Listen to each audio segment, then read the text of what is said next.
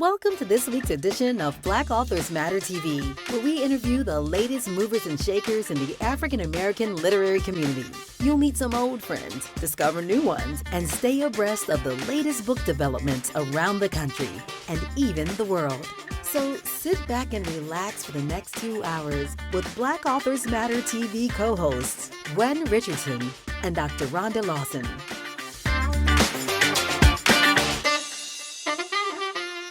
Good evening and welcome to another edition of Black Authors Matter TV. I'm Gwen Richardson, your host for tonight, along with my co-host, Dr. Rhonda Lawson. Good evening, everyone.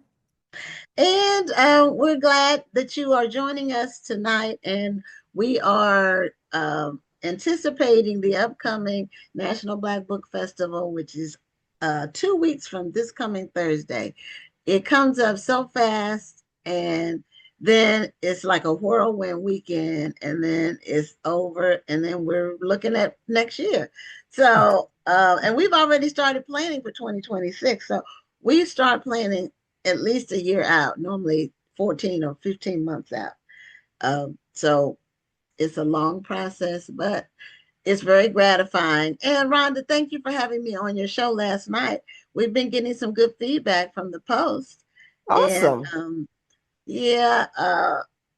you made me think of some things I hadn't thought about for a while. You know, you asked me some questions and I had to go back and revisit some things that happened in the past and just how we got started. And, you know, it's gone by fast. It's really a long time. It really has. It's been 26 years since we started Kush City, and it just has gone by like, you know, life is short and things go really quickly. And before you know it, you're just trying to stay abreast and keep moving. You know, you have to keep stuff moving. So anyway, we want to see everybody at the National Black Book Festival, October 23rd, the 25th in Houston. We have a great featured author lineup. We have some great participating authors coming from all over the United States, representing about 20 different genres. And we'll have the books for the featured authors, and we'll have all of our merch. We have 9 different literary themed t-shirts now. So we really expanded our line, and our designs are exclusive and they are graphically designed. So you won't see anything like our shirts anywhere. The concepts are very high quality and for a good price.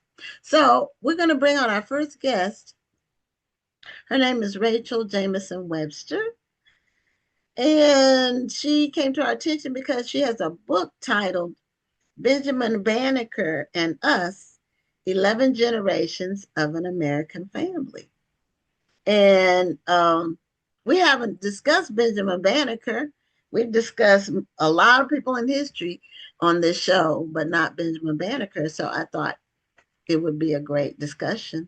And welcome to Black Authors Matter TV, Rachel. Thank you, Gwen. Thank you so much. Thank you, Rhonda, for having me. I'm so happy to be here. Thank you both. Well, we're glad to have you here. Thank you for joining us tonight. Yeah. So you are a history professor. Is that correct? Well, I'm actually an English professor. Oh, okay. Who loves history.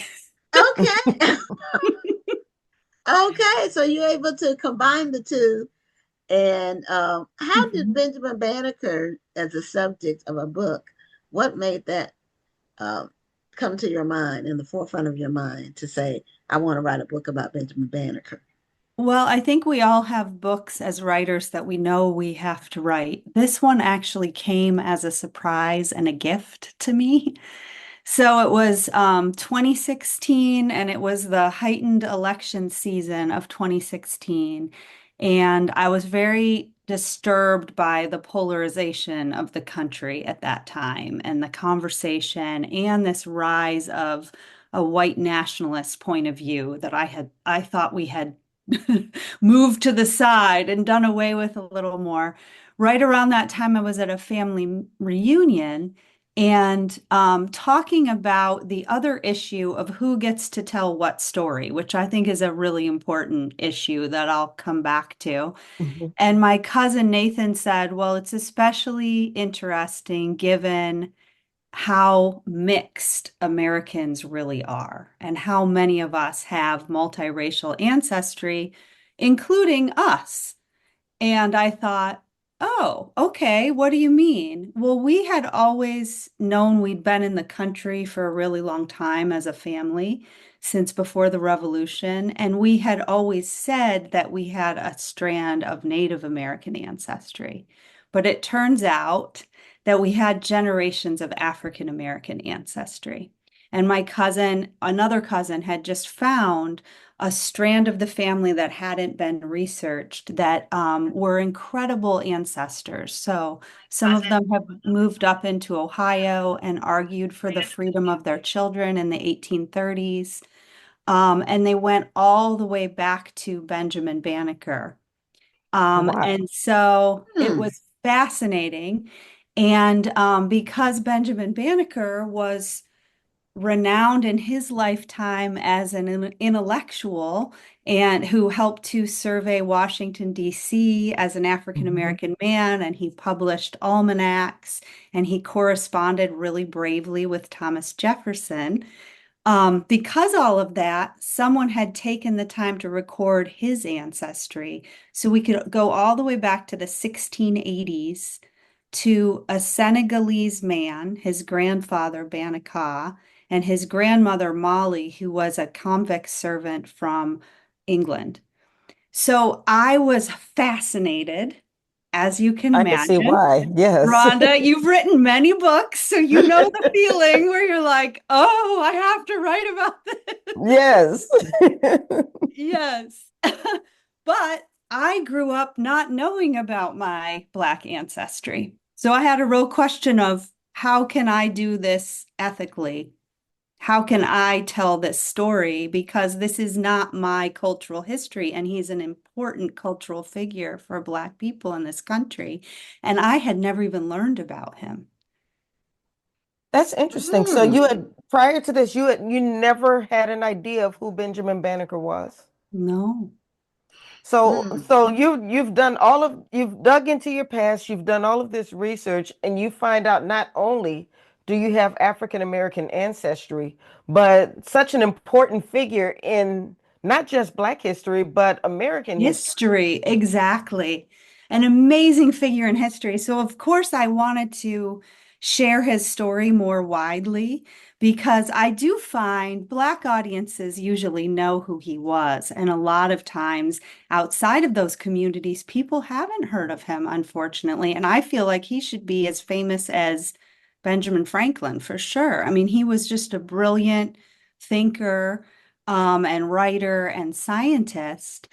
So yes, I found out about this. I started doing all the research and I didn't feel shocked. The ancestors felt I actually was afraid to write the chapters about him because he felt so great, capital G. But in general, it felt like an alignment, like, oh, this makes sense. It felt familiar to me to be writing their stories.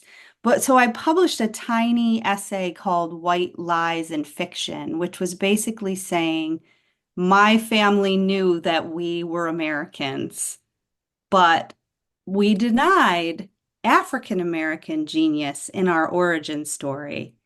And this is what's happened in the larger country, to this That's denial.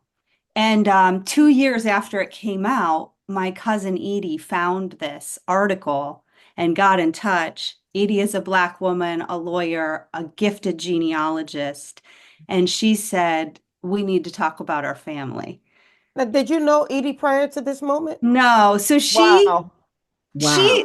it was a wow It moment. I was- mean, when she said that, I just started crying, and she and I both felt like we knew each other. I mean, we call each other sister cousins because there was this resonance between us. It was beautiful.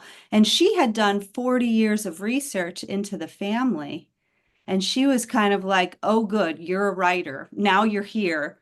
Here you go. So the book became this collective, collaborative experience with Edie Lee Harris, Robert Lett, our cousin, who is also an incredible family historian, but again, a U.S. historian of the family, and then Gwen Marable, who helped to create the Banneker Park and Museum. So they shared their research. We talked about the ancestors, and the book is written so it's every other chapter. It's a chapter about the past, the ancestors, and then it's a chapter that's in the present as a conversation. Oh, wow. You are correct that Benjamin Banneker is known within Black communities. He's one of the people that we learn about, like in elementary school, when we're learning Black history. He's not as uh, famous or popular as Rosa Parks or Martin Luther King, but he's right in there. And people really don't know that much about him other than, the factoid about him designing the streets in Washington, D.C. But he's a name that people have heard in our communities. So I don't know if they're really teaching it now, but I know growing up in the past, Black history courses taught about him at the elementary school level. That's when Well, I learned about him when I was in I elementary have school. to admit that growing up, it's not that we had a whole lot of lessons on Benjamin Banneker. However, because there were schools named after him, I wanted to know who Benjamin Banneker was. That was the first time I had heard his name because there were schools Okay. named after him. Okay. So I started to research him, and then that's when I found out about his connection to DC and so forth. But I say all of that to say this is why representation is so important. And this is, I truly believe this is why so many schools, especially in the African American community, should be named after certain figures Yes. because that's Yes. who I found out who Phyllis Wheatley was Mhm. because I went to Phyllis Wheatley Elementary School. I wanted to know who these people Mhm. were.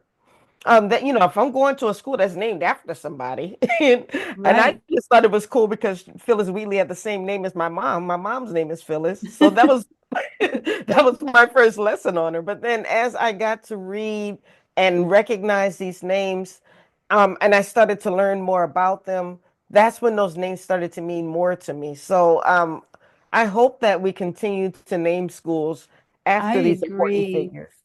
I agree. And there are so many schools named after Banneker, and the Banneker High School in DC is such an inspiring place. I was there with my cousins last year, and they did a whole program honoring him. And he was a real Renaissance man. He was a scientist. He built a clock as a young man, one of the only clocks in the region.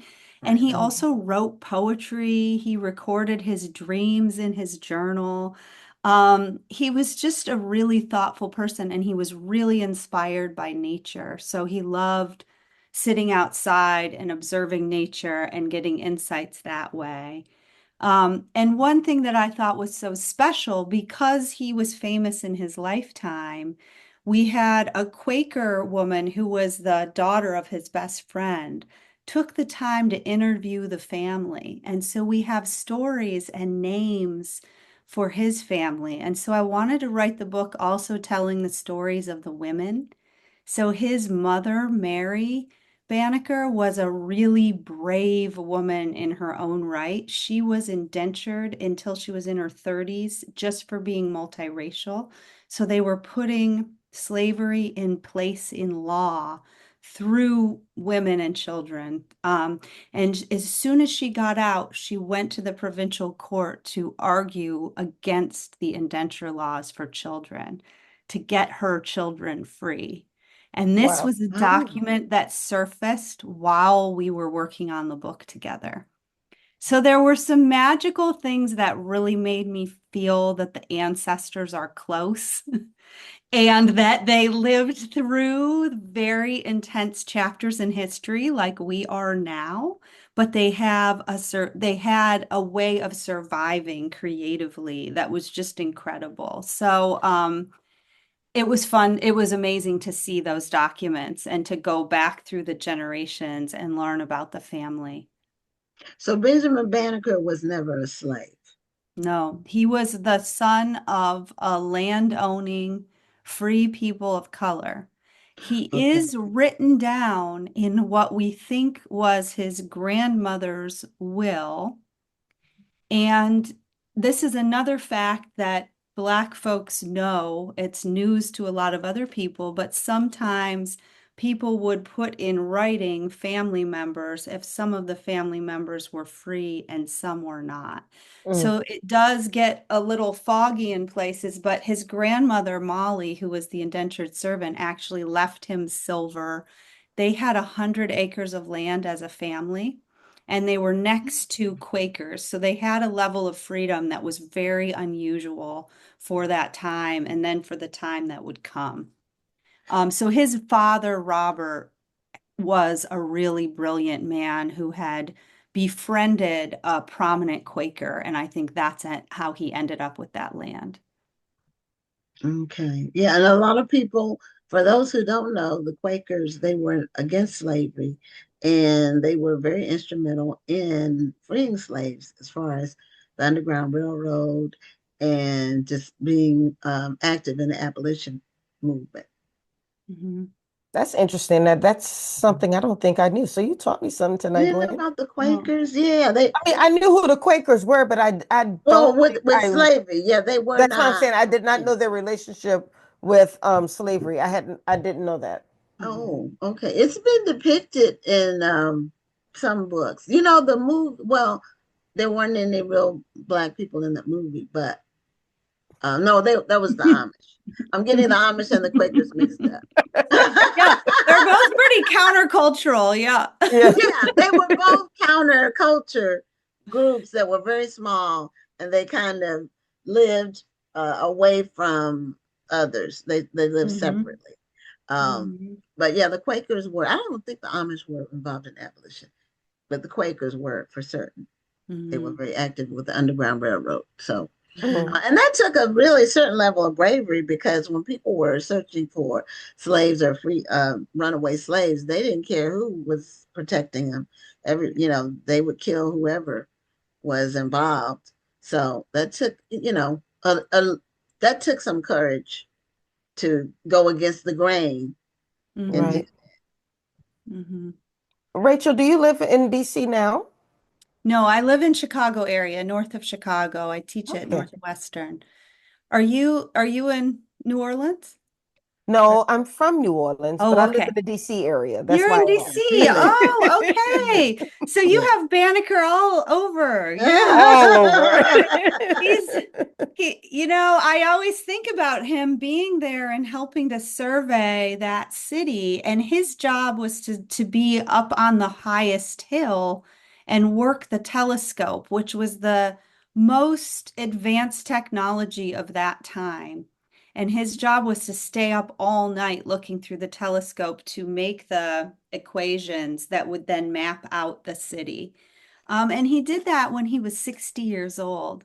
So he was Wow. also, and back then that would be, Yeah, even like 80 older. now, like 80 now. Probably, Because the right. life expectancy was much shorter Mm-hmm. back Right. then. So he had this irrepressible curiosity and this desire to create and be part of the public conversation. And I think the pain of knowing that here we were creating a city on a hill devoted to freedom, and he was the first Black person paid by the federal government for something. So that's something. He was paid for his Mhm. time, $2 a day to do the survey, but he knew that they were going to bring in enslaved people to help build these buildings and streets. And so Mhm. just that being in that position in history and seeing the country make the wrong decision around perpetuating enslavement, I think that was really devastating. And he continued to create, he continued to do what he could. Now, I wonder, as I was listening to you tell your story, I'm wondering where did the disconnect happen Mm. why so many people later on had no idea about not even just Benjamin Banneker, but even having African American Mhm. heritage. Mhm. I just wonder, where did that fall? Was it a case of people lying, or was it a case of people Passing. just not know? Yeah, or maybe passing on and Yeah, not, passing. Passing. It was a whole group of siblings. So, oh, passing, not passing on, but you mean passing No, as in, passing. She said, passing as yeah, white and hiding yeah. yes. the African ancestry. Hmm. So there's a group, we know where it happened. It was a ancestor named Peter Lett, and he left the Lett homestead were a group of descendants that went up into Ohio. And they had a whole group of allied families who were these multiracial and African American families who were farming together, helping each other, and they were arguing for their kids' right to an education. So they were kind of activist families on the frontier saying we deserve this too. And incidentally, the schoolhouse, they won the case to have the schoolhouse on their property, but then townspeople burn it down 3 times. So there were Mm. those acts of terrorism, right? For people becoming prominent or becoming outspoken, racialized terrorism. Well, our ancestor Peter left that group and went north. And we think he was working with John Brown, again, an abolitionist, because he went and worked for John Brown's tannery, where they were getting people across the Great Lakes Mhm. from Ohio. And this is where my family still is. I grew up in northeastern Ohio. And so they were getting people on boats to get into Canada. And some of the cousins show up. They show up in Ohio. They show up across the lake in Canada. They were moving something. So there's some documentation of this. And then Peter was a laborer at this tannery. His children, and this is now around Civil War time, they all moved to the county where my family still lives. So it wasn't a case of like one person passing and losing their family, which is often the story of passing. This was a whole group of them who moved together. And they sort of sent one of them to the courthouse to declare that all of them were entirely white. So we Mm. always laugh that they sent like the palest one because you know in every family there's a range. I can imagine. And Yeah. right.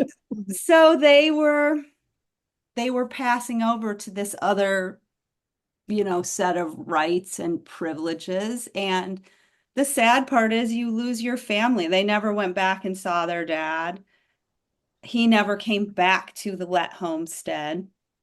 Um, you lose your full history. So, Right. um, but even my cousins who are Black, who also share this ancestry, that only one of them had the continuity of knowing the story. The others also had to find it because of various twists and turns in survival. People lost this thread. Mm. Wow. Oh, do you have a copy of your book? I meant to ask you that at the Yeah, beginning so we yeah. can see what the cover looks like. Oh, Oh, the nice. cover too. So this is Edie's mother as a little girl.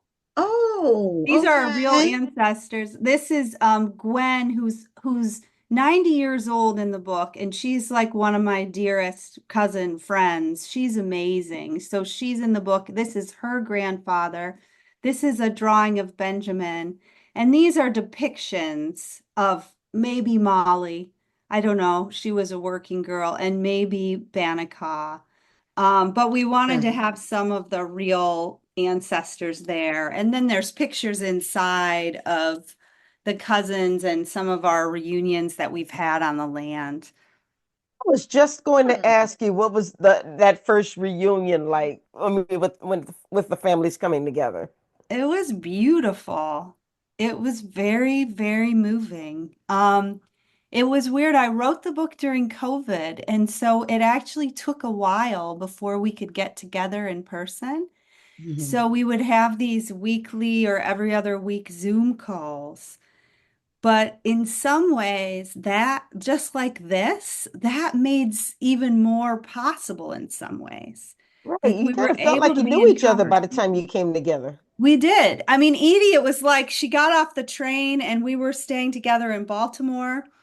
And it was like, oh, there she is. We knew each other. And it was beautiful and fun. It was like joyful to be together in person. And then we also did some research together when we got together because I wanted her to go with me to interpret the documents.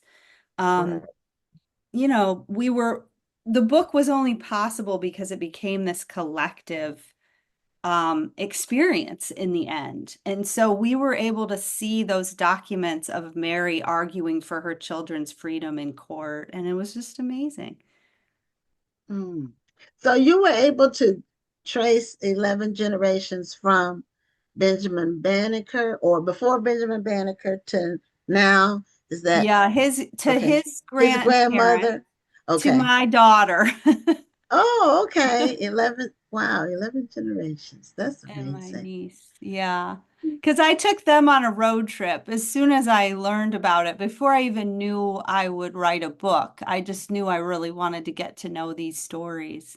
I took them, they were in fourth grade, which is when you learn a lot of this history, but I still felt I wanted to make sure they weren't just learning white or military history. I wanted to learn some other history. So we did the Great Migration in reverse, and we saw where the ancestors had come to Ohio, and then we went down to the Banneker land, which is amazing because it's still preserved. It's a park and museum in Owella, Maryland, so outside Oh, of Baltimore. Yeah, I've oh, heard that's of it. close to I've you, never been Veronica. there. Yeah, I've heard of it. I just have not Okay. been there, but I would love to visit. And so now that you've mentioned it, it's in my head now. Yeah, it's So I only a will be couple visiting. hours from you, right? Well, I live in the sticks. I live in I Oh, live nice. in Keek, Maryland. And so you probably haven't Oh, even. okay. So you're probably not that far from it, from Ellicott City area. No, I'm quite far. Oh, I'm closer to DC. I'm in like Southern Maryland. oh, okay. Yeah, but Mhm. I mean there's nothing but a drive. I can do it. Yeah, it's pretty down there. Yeah. So we only have a few minutes left.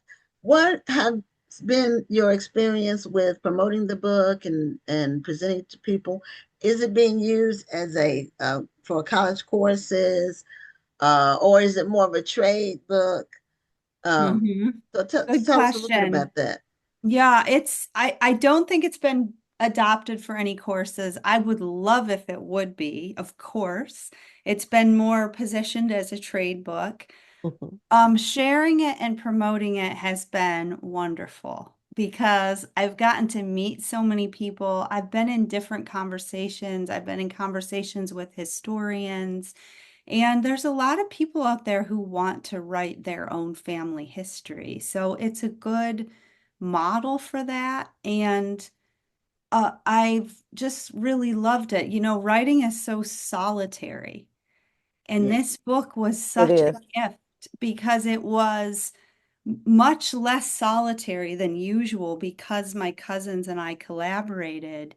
And at first I was nervous to share it because I was more of an introverted writer. And then I realized, oh, the sharing it is its own creative process. And it's just been wonderful to meet people through the book. And it's been out for a couple years. So I want to thank you for getting in touch. It feels really good to have invitations to keep telling the stories about Benjamin Banneker, but all the ancestors too. It's really wonderful. Well, it came across our radar somehow recently, so it's still making the rounds in the Yes. literary world. And again, we've never discussed Benjamin Banneker on the show. We've never had anybody have a book with, him as the subject. So Right. this was something different for us to learn about. And I learned some new things for sure. Um, and I'm sure our audience did as well. And Rhonda learned about the Quakers. Yeah. So, Rachel, thank you so much for being a guest on the show, and Thank congratulations you. on the research and finding your family and putting all that together. Congratulations. Thank you. It's such a pleasure to meet you, and congrats to both of you on all you're creating with this series and the conference too. It's really exciting. Well, thank you. Thank you for the kind words. And we look forward to continuing to stay in touch and seeing how things go with the book. Thank you. That sounds great. Okay, have a great night. You too. Thank you. Bye-bye. Bye-bye. Okay, so we're bringing on our next guest, and he goes by last name Picasso, but I'm not sure how to pronounce the first name, and he goes by. I saw the name and I didn't know either, so I'm looking forward to hearing. Yeah, so let's let him tell us.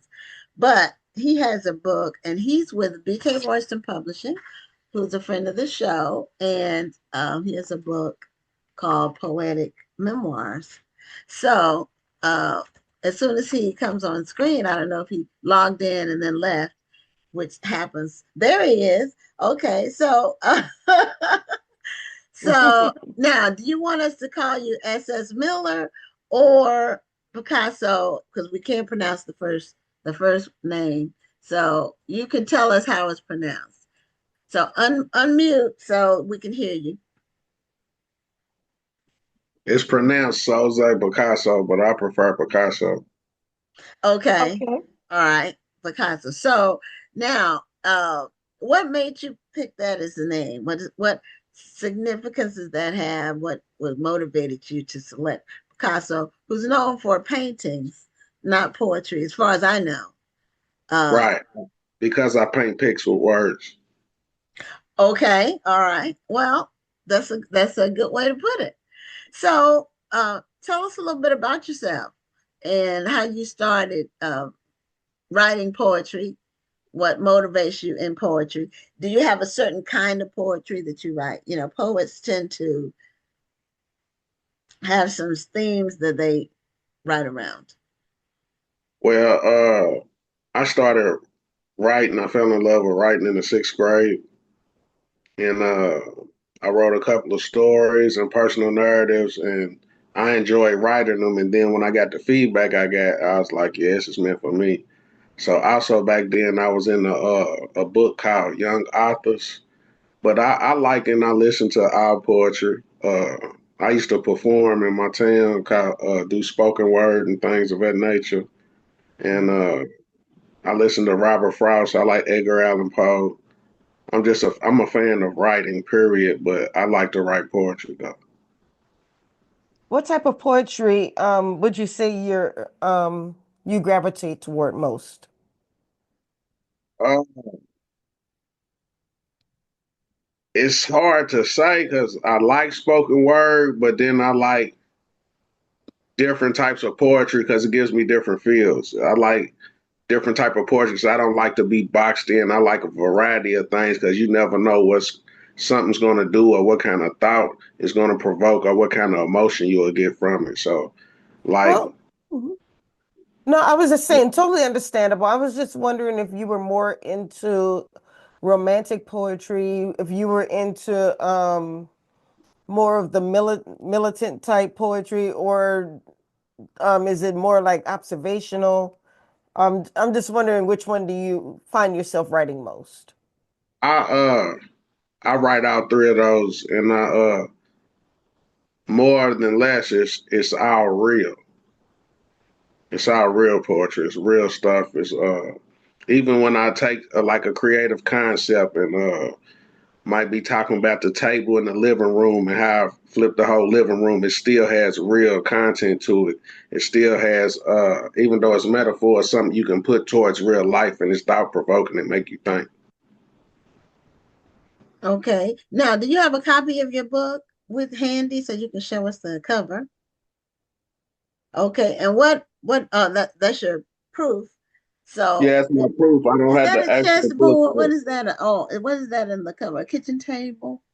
A No, it's a desk? A desk desk? in the middle of It's the a street desk. with pens and pencils and paper scattered all Okay. on it. So it's a desk. Yes, ma'am. And so that's like a metaphor for your creative what happens on your table when you're writing your poetry? You have stuff everywhere. Yes, ma'am. Sometimes I do. Yes, ma'am. I got loads of books and loads of. I collect pens and pencils and things of that nature. Okay, so is this your first book of poetry? Yes, yes, ma'am. It is. And thank y'all for having me. I appreciate y'all so much. Oh, But thank yes, you it for is being my here. first book of poetry. Yeah, you can credit Julia Royston with BK Royston Publishing because she's a friend of the show, and from time to time she will recommend one of her authors to the show. And so that's how you ended up being booked for the show.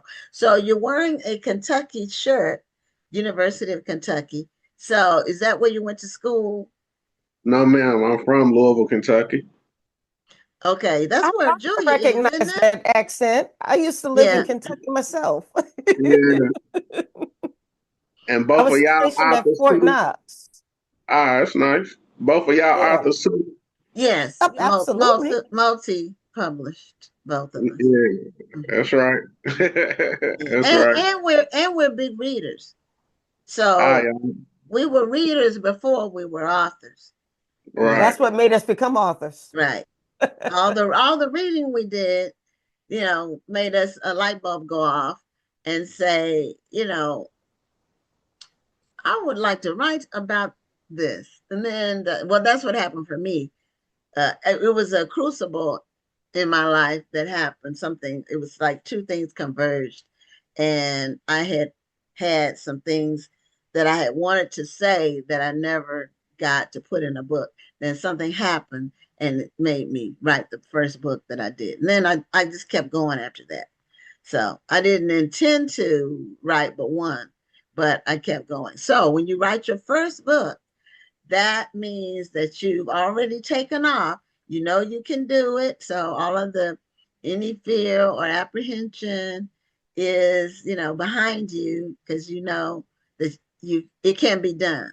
So then after that, then it's like, what am I going to write about next?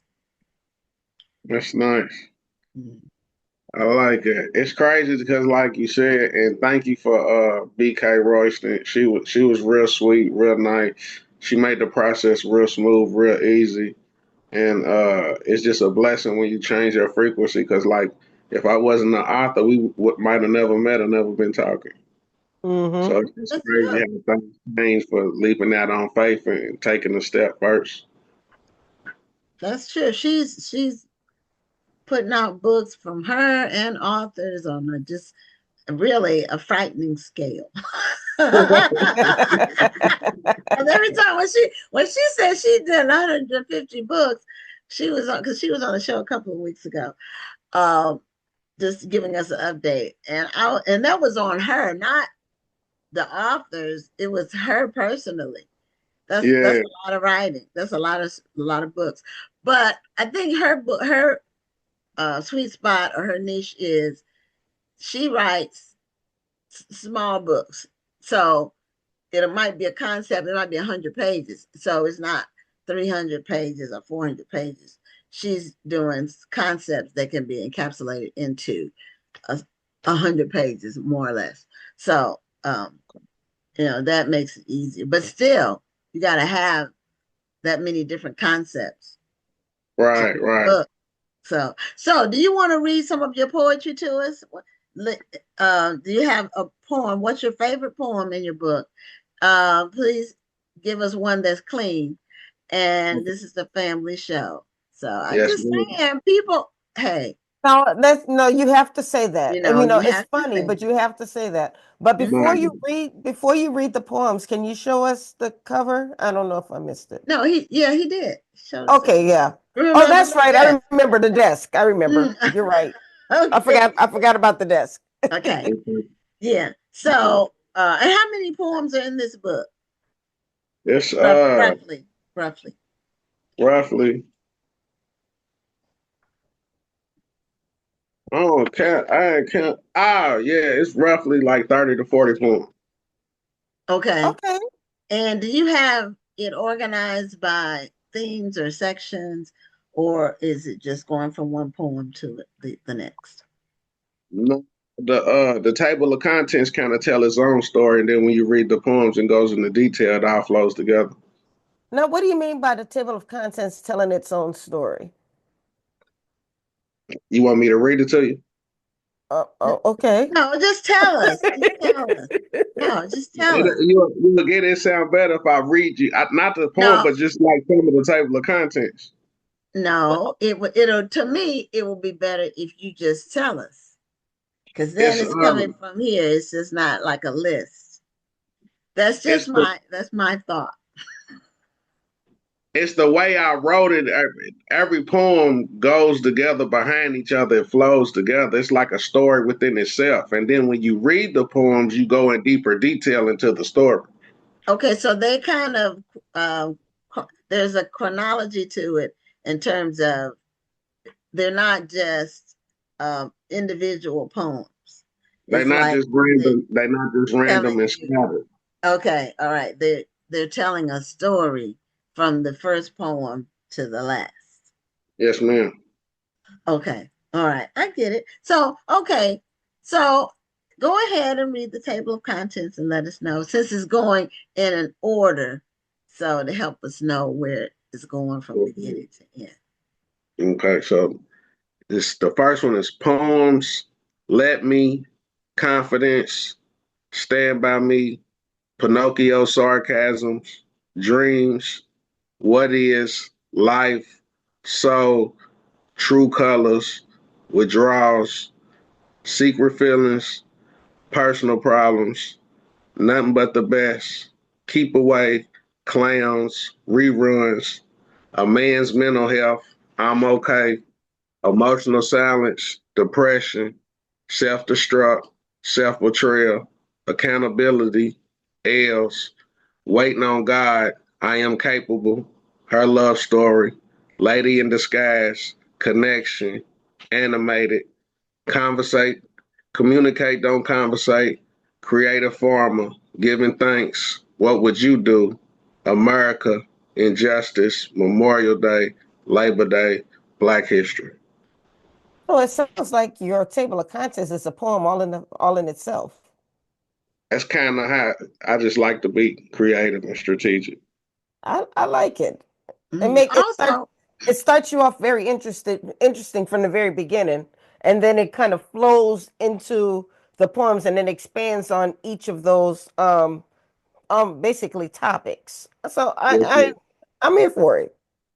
Yes, ma'am. Thank you. now I sense some autobiographical aspects to your poem. It sounds kind of like uh, some stages that you went through, or someone you know went through Yes, personally. ma'am. That's why it's called poetic memoirs. Like some of them is, and then I got a unique feature. I put the times and the dates of when I wrote them.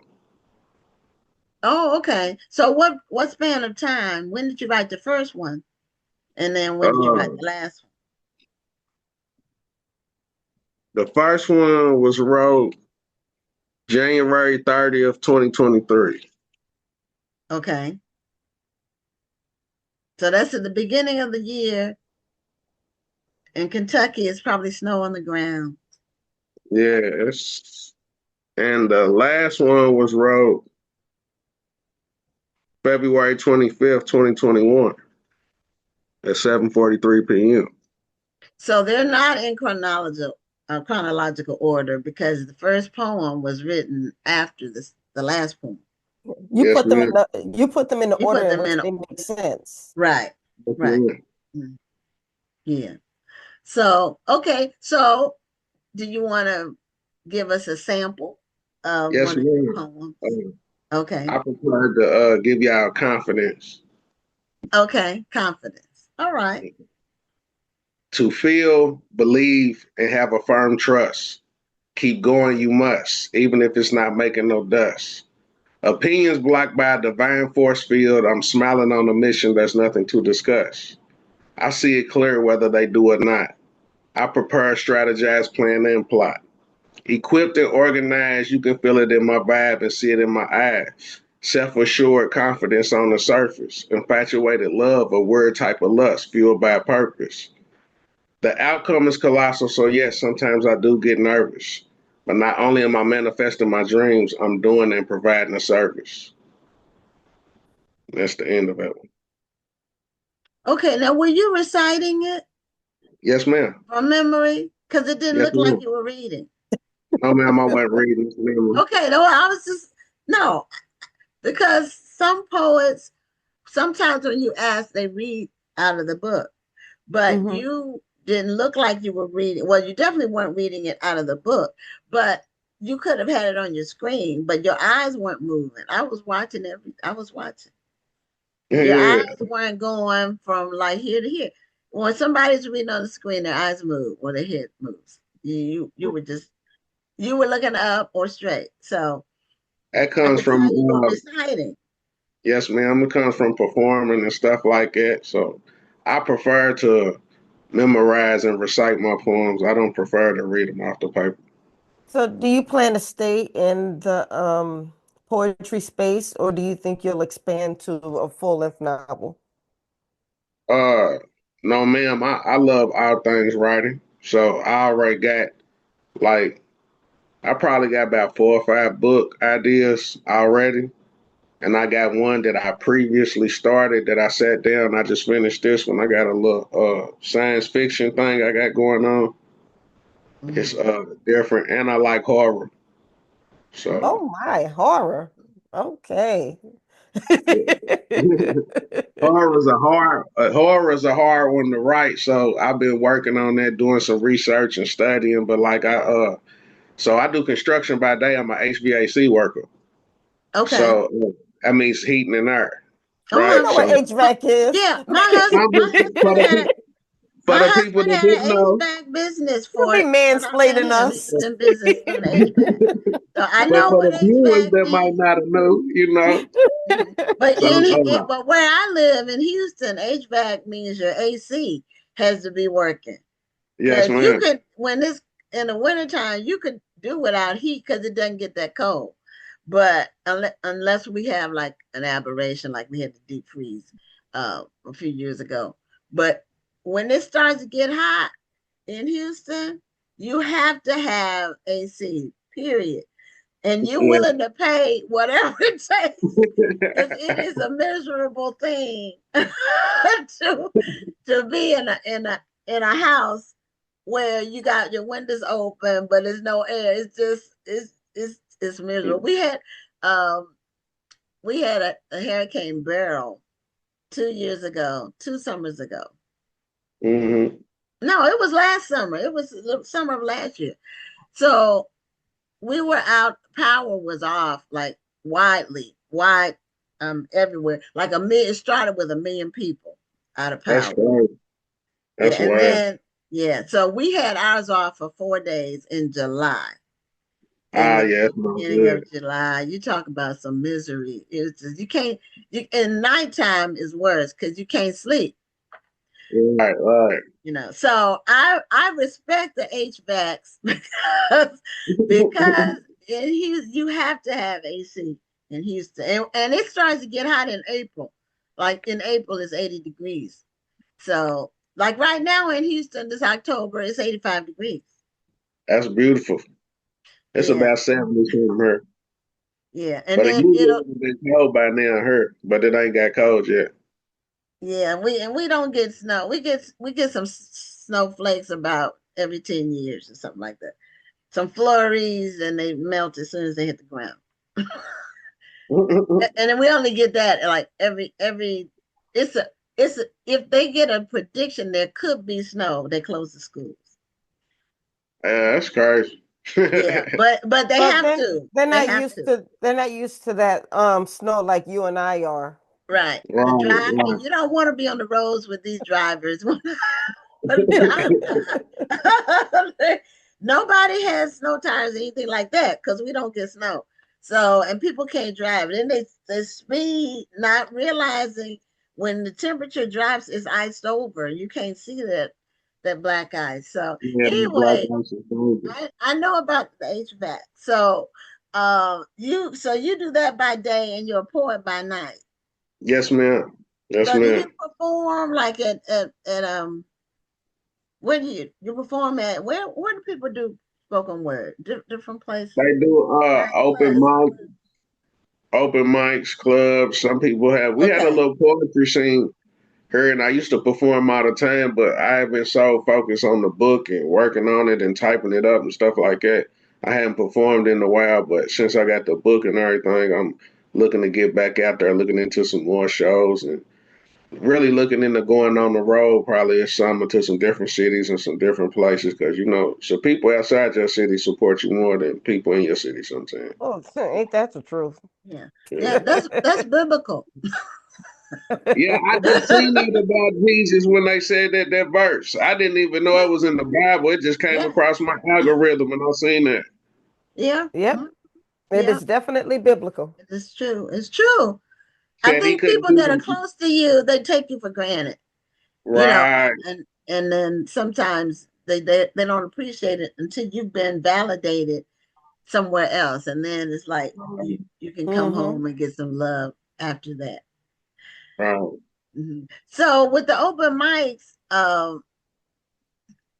do you get nervous when you do your poetry, or you totally relaxed? Do you do No, competitions? Do you do competitions get where they have I have get a I get a little nervous sometimes. Every once in a while, I get a little nervous. And I had to breathe, take a couple deep breaths, but I just go out there and perform. And I used to do competitions, but I don't no more because I'm not in competition with nobody. And then I've seen a lot of competitions be goofy, and I don't got goofy? no. They be goofy. Yeah, it be goofy. No, what you mean they be goofy? Like they have other people in it. The host will be talking about like I did this when I helped develop this one. I'm so proud of her. I like one time I said my little stuff and I was getting off stage and people liked it and one of the hosts said, "Y'all like that little shit?" Oh, That And it was for sounds like a host.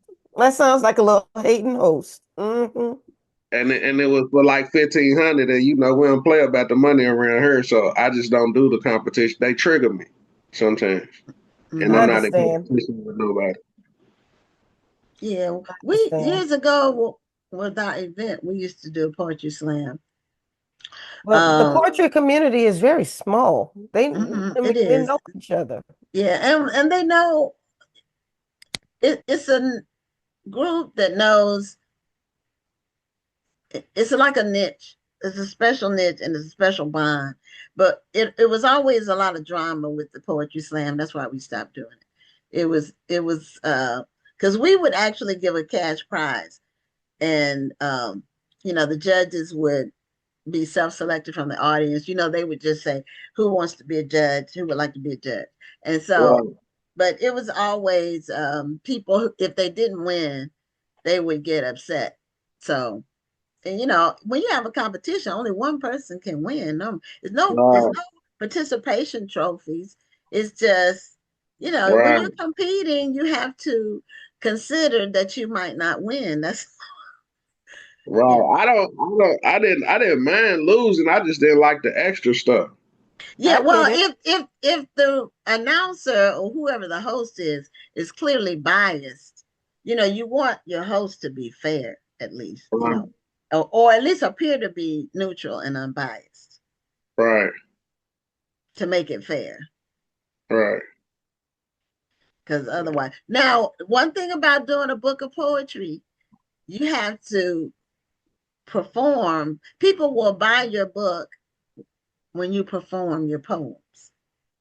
Right, That's what we found. The poets that we have that come to our book event, if they are able to perform their poetry, it makes people want to buy the book.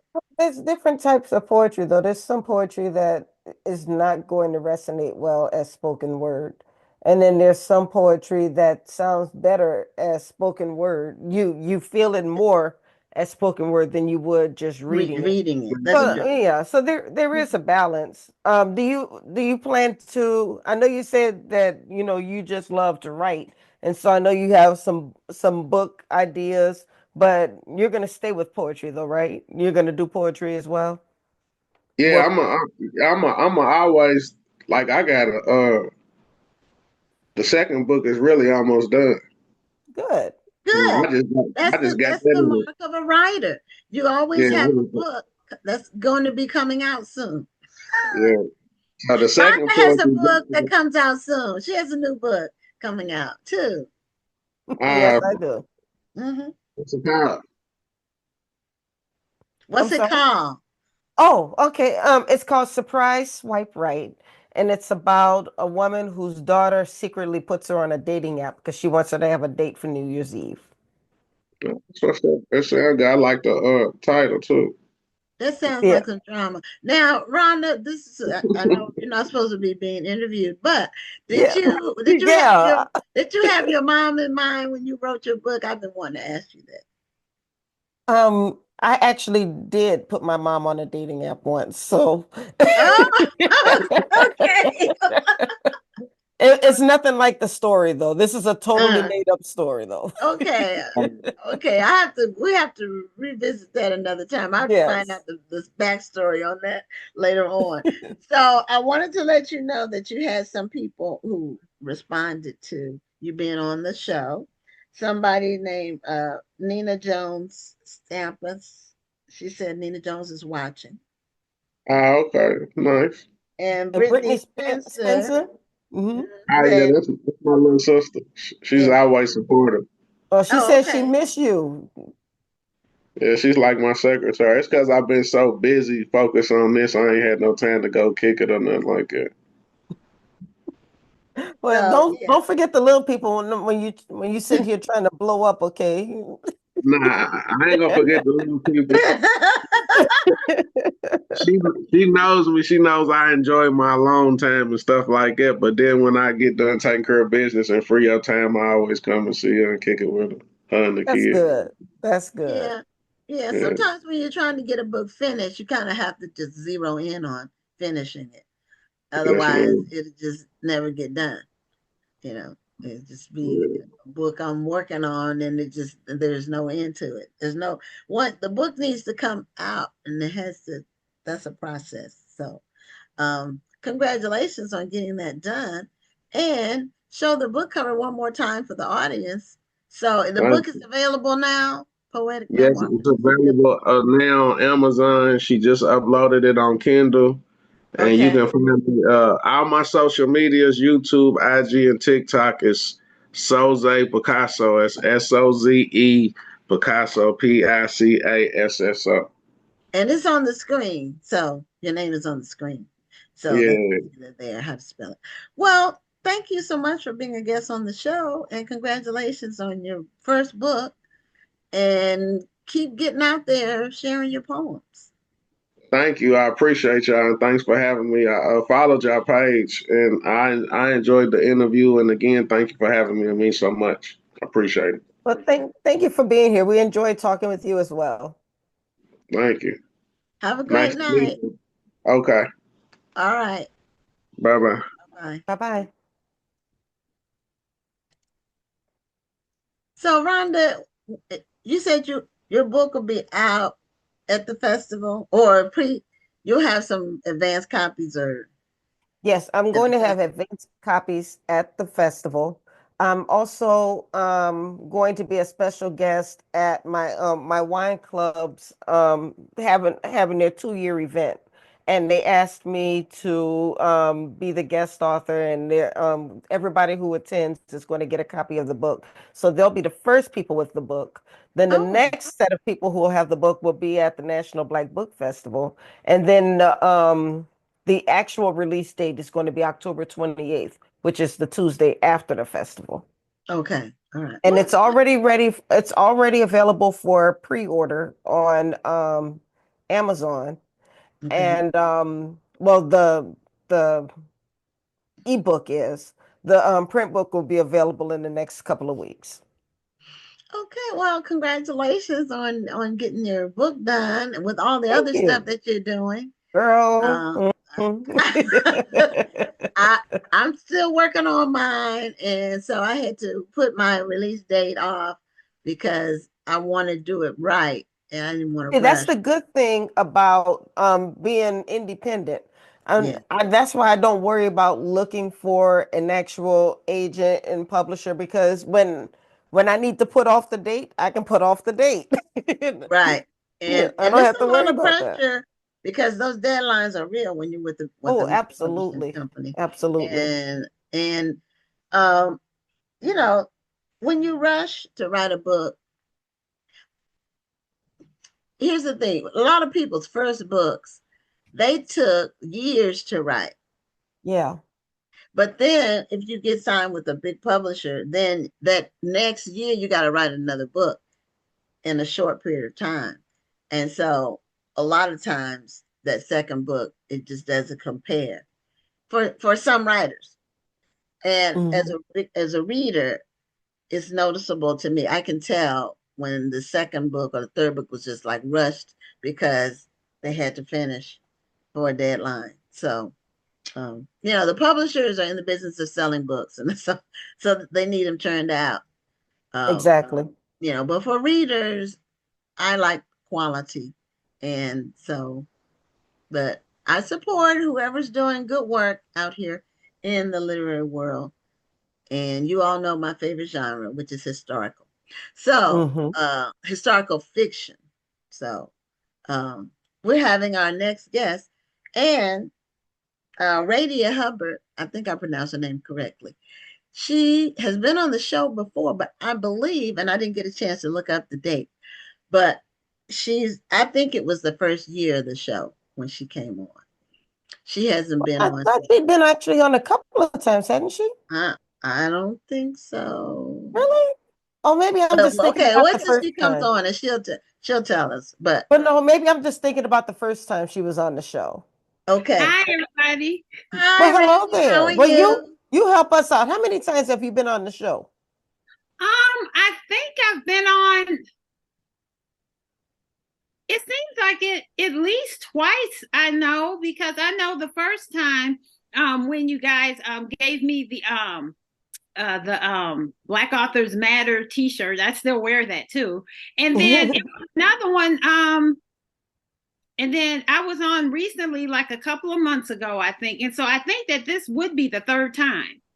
I Okay. But were you yeah. on for an anniversary show? Oh wait, yes, I was. Yes. So I was Yeah, on so that's you weren't on as like an individual guest. Oh, it was like a no. This was this was the Yeah. anniversary. Yep, the anniversary show. Mm-hmm. Okay, yes, because we had a lot of people on that night. So Mm-hmm. so I was correct. She's been on once for an individual interview. Yeah, Well, I one think we were both time. correct because she's been on twice. Yeah. Okay, all right, I'll concede that. So anyway, and Randy, you've been out here a long time reviewing books and Yes. urban reviews. When did you start urban reviews? Let me think. 2005. I had started reviewing books, and well, I was reviewing books before that, but the website started in 2005. It was with me and my late husband at the time. He was actively reviewing music, and then I was reviewing books. So we did music and books. But then as time progressed, it was probably within, I would say, the first year, maybe. He saw how big it was getting as far as reviewing books, and then he was kind of dissatisfied with the music that was coming out. So he was like, I don't know if I want to review music right now. He said he was getting dissatisfied with the music. But then also, he was saying that because at the time we had our mailing address out there, like, hey, if you want to read, if you want these books, if you want your books reviewed and everything, send us books. And some people were sending us their whole catalog. I said, okay, so now wait a minute. Well, that's when I started doing like a reviewing process. So I believe like within maybe like probably the end of the first year, he was like, well, hey, we'll just stop with the music and just do the reviews, the book reviewing, because he saw that it was it just gotten to be so large, as far as reviewing. the reviewing the books, and so we just decided to go ahead, and then it just morphed into what Urban Reviews is today. So So I didn't realize it had been 20 years, but 20 years goes by fast. It really does go by fast. It's amazing. But I know your husband has passed, and I think 10 years or so. It was 2013. Okay. So but I am in agreement with him spiritually about the decline of music. As a matter of fact, Rhonda, at the festival, at the reception, we have a new game. We used to have a game for Black History, so we would throw out a fact and then people could see who the name was. But we have a new game that I created. This game, actually, I did this at my daughter's bridal shower, and it went so well. I said, you know what, we're going to do this at the festival. So the game is 60s, 70s, and 80s jams, R&B jams. And because those are the 3 decades where music was the best, and it went downhill after that. So, and that's a fact. It's not, and I stand by it. So, it'll be a name of a song, and then the person has to name the artist. And we have cards. So each of those facts is on a card. And we have prizes. So the person who collects the most cards gets the first pick of the prizes. And then it goes, the second person who has the second most cards gets the second pick. And the prizes will be good prizes. So it's kind of checking people's IQ on good music, and I'll call it real music, and I don't like being cussed at when I'm listening to a song. And so that eliminates most of the stuff that comes out now.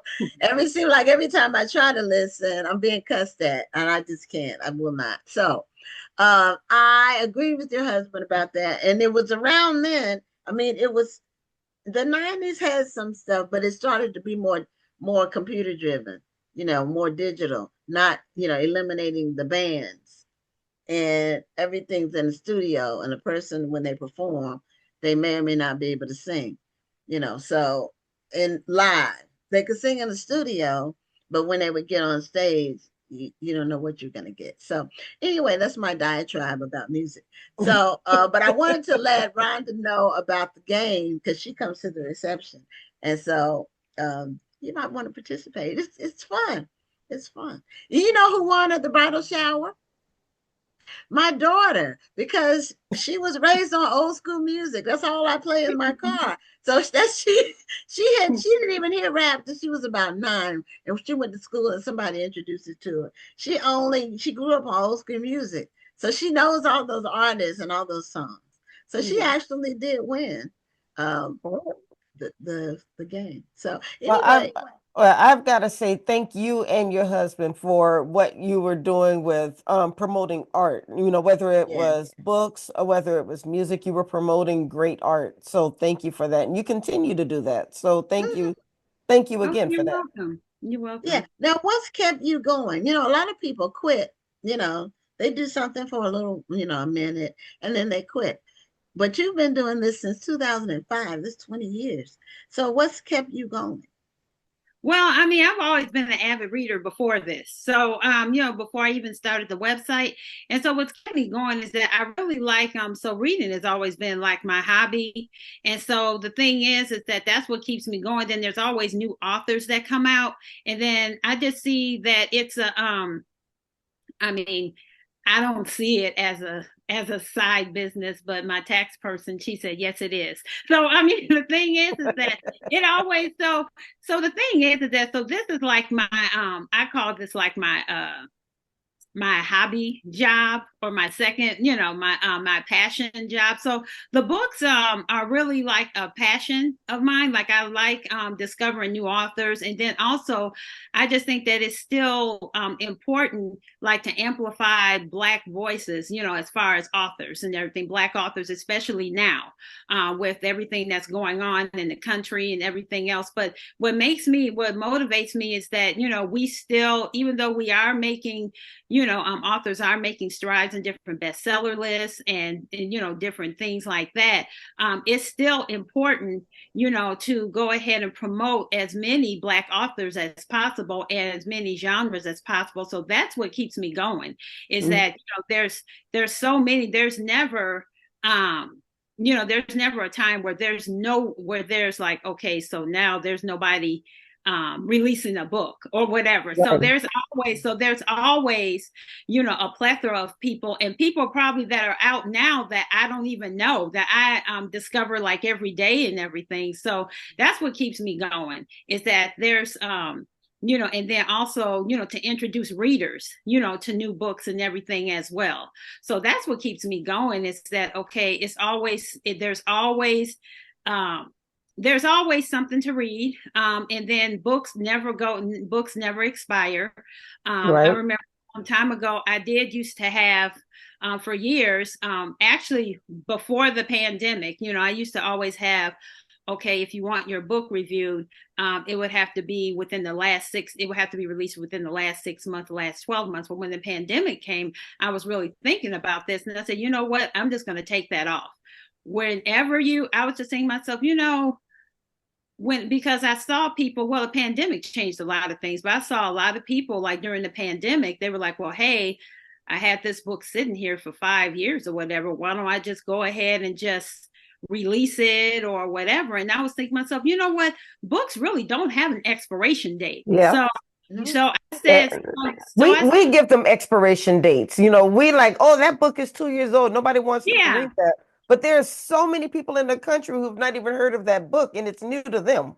Right. That's why I just took that off, because I said, okay, even if a person, because I've had people, they're like, okay, well, my book came out 5 years ago. I said, yeah, but everybody doesn't know about your book, so it's new to them. Like anybody's book, it can be new to someone. So that's why I said, okay, right, let me take this off, because it was so many people that were saying, well, hey, I've had this book for a while.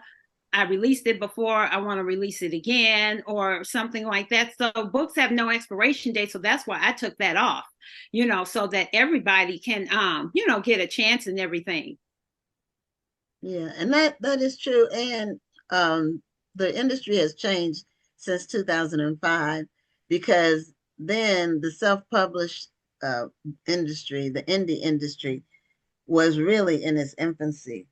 Mm-hmm. But now it's really just full-blown explosion. It's a whole lot more independently published books than there are traditionally published with publishing houses. It's probably 100 to 1.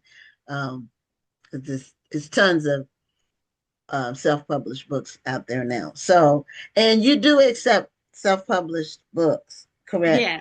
Yes, I do. It's a lot. Yes, self-published and traditionally published, and sometimes you don't even know that they're self-published either. Now, yeah, you don't, if they're done well. Yes, mm-hmm. Yes, they're very done really well. Have mastered it. Yes, and then as far as marketing and everything, yes, and marketing, and then you just remember, because it used to be a time when self-publishing was in its infancy, and then sometimes you could tell, sometimes you can't. This time, a lot of times you cannot tell, and you're just like, oh, wait a minute, this person's self-published. Or a lot of people, they're hybrid authors, they're self-published, and then they have like right, publishers, traditional publishers too, which is cool too, because they get a chance to like do something self-published, and then they'll have like traditional books coming through traditional releasing through traditional houses too, which is cool too. Mm-hmm. Yeah, I think when the publishing houses, at first they had a restriction on that, like mm-hmm, once you signed with them you couldn't self-publish, but I think they realized that was a flawed approach, and they relaxed it, so they allow people to do it now. But at first, once you sign with them, you couldn't do anything independently. Mm-hmm. So the industry has changed quite a bit. Now, You have other people who review books, or you have a team of reviewers? Yes, I do have a team of reviewers. They change all the time. Well, they change sometimes because everybody has everybody has things going on and everything. So I mean, there's always, so yes, I always have like a team of reviewers. I think I have about 4 now. So a team of reviewers. So yes, so it's me and then other people, and then I try to not accept every book. Like now, it's a lot of times where a lot of publishing houses, you get on NetGalley and then they go ahead and I'm on some people's automatic list, as far as NetGalley. Right. And you see there's another book coming, and then you're like, oh, let me accept it. But now before I accept it, I ask some of my reviewers, like, okay, some of my reviewers are on NetGalley. I'm just like, okay, so now who's reviewing this book? Now I ask now, because I don't want to accept too many books and then I have to review them, because it's not like NetGalley. You can't share it. So it's not like I can just pass it on to my reviewers like I could do with I still get some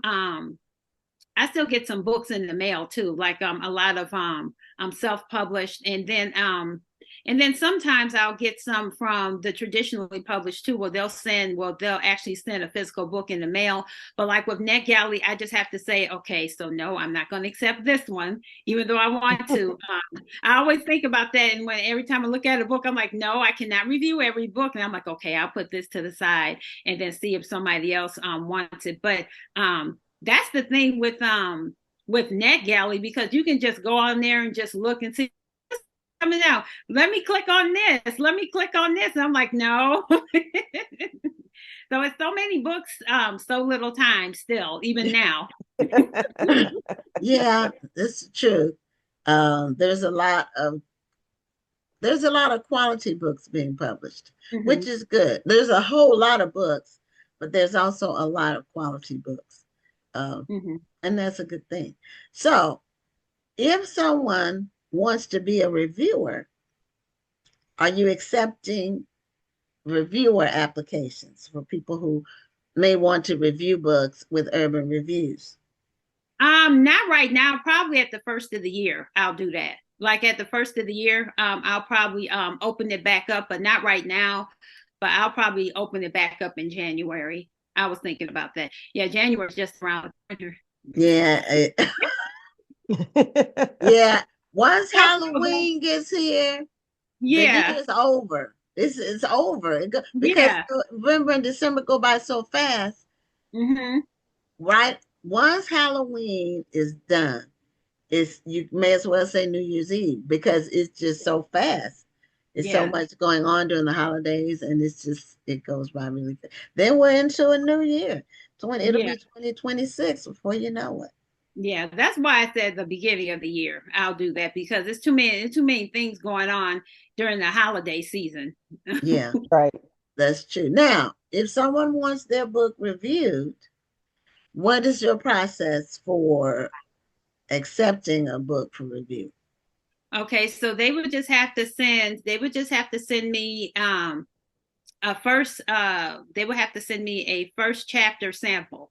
And the only reason why I ask for a first chapter sample is because I want to see how the book is. Usually you can see how the book is going to go. Well, you can see like the style of a person's writing and everything else in the first chapter. That's why I always ask for like a first chapter sample, and then I read it, and then I'll say, or if it's not like a book that I would think that I would want to read, I will pass it to one of my reviewers and say, well, hey, is anyone interested in this and everything?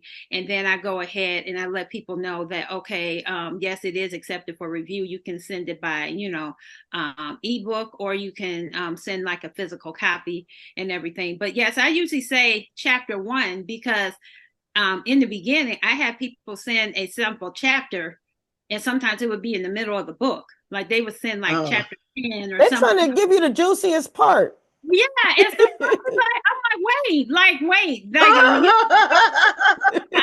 So that's why I always tell them like the first chapter sample. So because I was like, okay, because what if you give me? Because people they give me the middle of the book, and I'm like, okay, wait, what's happening? So. But now, when you say the first chapter sample, do you mean the entire first chapter or just a certain amount of pages? Well, the entire first chapter. Okay. Yeah, the entire first chapter. Mm-hmm. Now, what if a person has a short first chapter? Well, I mean, that's fine. I mean, because usually the short first chapter and then the prologue sometimes is fine. Okay. So if people have like a short first chapter, it'll be like a prologue too. And then, the description of the book sometimes gets me too. And I'm just like, oh, okay, this is fine. Okay. Then that's true. Because in my two novels, the first one, I don't have a prologue. But in the second one, I do have a prologue. Mm-hmm. So now, do you have a turnaround time? I mean, is it like a few months, a few weeks? Okay, right The now next day? Right now it's a few months. It's like I think on the website right now I have like I said it's a 6-month turnaround. Sometimes it could be longer than that, but right now I was saying it was a 6-month turnaround because it was just a lot going. It's a lot going on sometimes, and I just like, okay, sometimes it can be 6 months. Right now it's 6 months, but it could be shorter than that. Well, that leaves my book out. My book is a holiday book. Oh, okay. Yeah. So it's a 6, yeah. So it could be a 6-month turnaround, or it could be shorter than that, because it depends on like if I'm reading it or if I have to send it out to a reviewer and everything. Yeah. So yeah, that's why I say 6 months. But then I tell people, I say, okay, it's a 6-month turnaround, but it could be shorter. Well, I'm gonna send it to you, but I won't look for my holiday review until April. or longer. Because it's that for mine. Because it depends on what's going on with. Because sometimes it could be different stuff going on with That's why sometimes I ask people like if it's a physical copy to send 2 because I'll go ahead and give away 1. But if somebody has a review, if a reviewer has a book or something is going on where right. They, something's going on where it's taking them longer to read it or something, or if something happens and for some reason, I mean, life's for a lot of people. So, life is life. Yeah. So if it is, sometimes I'll just take it. I'll just be like, okay, I'll review it. I'll take it because I have a copy of it or whatever. So I'll do that. But no, okay, if it's a holiday book, okay, no, you can send it. Well, I'm gonna send it to you tonight because I need to give you time. You might have the holiday review by the next holiday season. So then the timing could be okay. No, if it's a holiday review, I'll do it. Yeah. But you know what? It's a service that you don't charge for. So beggars can't be choosers. Exactly. That's why I say you do it when you can do it. But no, I do know you said that you probably won't be looking for new reviewers until January, but the Social Book Club asked what your qualifications for a reviewer are. Oh, okay. So a reviewer, I mean, there's really no qualifications. You do have to be an avid reader. And then I do ask for like a sample, like a review sample. Your review does not have to be long or anything. It just has to be no spoilers, of course. But the thing is that I do ask for like a sample review, like have you ever reviewed before? Or if you can just do like a sample review. Like let's say you've never reviewed before, like on Amazon or anything else. Mm-hmm. Just do like a sample review, like how would you like this book? It can be like it doesn't even have to be like 2 paragraphs or anything. It could just be at least like a short paragraph or something, because I am posting this on, not only on Urban Reviews, but I also post it on Amazon. But then I do put, even when I post on Urban Reviews online, I say like who reviewed it and everything. And now, with social media, I have to post on Instagram, TikTok. What else? It's Facebook, Instagram, TikTok, Blue Sky. I say Twitter, but I'm really not on Twitter like that anymore. But I mean, it's what about Pinterest? Oh, somebody mentioned that the other day. They said, you can post on Pinterest too. And I always forget about them. I always look at I Pinterest know for I've stuff. been horrible about Pinterest, but there is a whole audience on Pinterest that we have not tapped into. We got to get It on it. is? Oh, wow. Yes. So It I is it's a never all, go lot on of there. people. The first thing they do is go to Pinterest. When oh, they're What's looking for, on there? yeah, What's yeah. on okay. Pinterest? So what's on there? See, the way I can describe Pinterest is that most apps want you to stay on. You get credit for staying Yeah. on the app. Pinterest is the only app that really wants you to leave the app. They are showing you pictures and samples and ideas for you to click on there and go to people's websites or go to Oh, people's blog yeah. posts. Because that's Um, what I do when I look at, like when I look at recipes and stuff and it goes to exactly, something else. exactly. Okay. You go on Pinterest, you find a Okay. recipe you like, you click on it, and it takes you to that person's website. Oh, Oh, okay. okay. See, I Okay. never thought about that. That's just how I got on TikTok because somebody a couple years ago when Clubhouse was big and everything, they Hmm. were I remember that. The they were clubhouse. like, Right. well, hey, they were like, you guys don't, I forgot who it was. They were like, well, hey, authors don't forget, to join TikTok and post on there. I was like, people post book stuff on there. So when I went on TikTok and everything, I saw all these authors and readers too, and Hmm. everything else. And I said, oh, okay. And so that's when I started posting stuff on there, and then like my new releases and upcoming releases and reviews and everything. But yes, now it's another one with Pinterest. I never even thought about posting anything on there. I used to post periodically, like maybe like one graphic about my book fest or something, but I never really been on there for that though, like Hmm. as far as the book stuff. But yeah, that's interesting. See, you learn something new every day. There you go. Now, I know we only have a few minutes left. You just mentioned your book fest. Your book fest is coming up. I've already seen your graphics for it. You already have your featured authors. Can you tell us a little bit about it? Yeah, so it is the 18th annual Great Midwest Book Fest. It is on Saturday, June 20th of 2026. The featured authors is Phyllis Dixon. She's from here, even though she lives in Memphis. She's from here. It's Sandra and then Monica Garner. And I put and more because the author table, so those are the featured authors, but the author tables it's going to be the open call for author tables. The sign up for author tables is going to be on January 17th at 10 o'clock a.m. And what I tell people is that it's called an open call because it really is open. So what I tell people is that there is an open call list. So what you would have to do is an open call list. So it's Radiah at urban-reviews.com. For more information about the open call, you can go to greatmidwestbookfest.com. It tells you about how much the vendor tables are. It tells you more about the event and everything. And the reason why I encourage people to sign up for the open call list is because when the open call opens, I actually email that list first before I put it on social media. So Okay. as far as tables, so. Okay. Well, your event is on my birthday next year. Oh, June happy 20th. yeah. June 20th. It's funny because my birthday month, because my birthday is actually June 4th. I remember years ago, I actually had the book fest. It actually fell on my birthday one year. Oh, okay. Yeah. Somebody else, it was like, why would you have your book fest on your birthday? This was years and years ago. I said it just felt like that for some reason. I don't know what was going on, but yeah, it's but yeah, I'm a June baby too. So Yeah. Well, we I'm a all June three baby are. too. Mine is June 29th, so it's yep, I after know. your event. And I Yeah, think I participated in your event one time when you had it online because of COVID. And yeah. I participated in your event that year, but I really would like to come do it in person. So I might have to take part in your open call.